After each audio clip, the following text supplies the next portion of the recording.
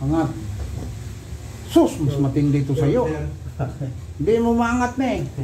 Oh, paano ka magpulis eh, hindi ka makabunong? Pulis o kayo? Hindi po. Oh, wala akong gamit mo dyan.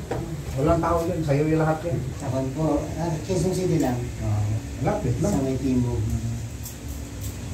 Sakit no? Sakit, nadakdak ka na. Sabi mo, nadakdak. Tingaw ng lamig. Kasi, para matanggal yung legs ko. Nasobra ka na. Asubaran yun. Eh, marunong kapitbahay. Balikat eh. Si nanay una, balikat. Mister ni. Mami nila dito. Walang poksin pa. Bukas ako, kay hilot mo. Kita yun.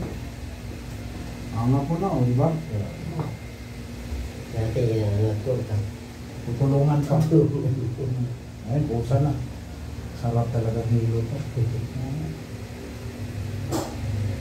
Oo. Pambay na ng asawa niya, kaya nga, luwag. Magatipo. Tapos na rin luto ng pagkain. Pagkain lang po.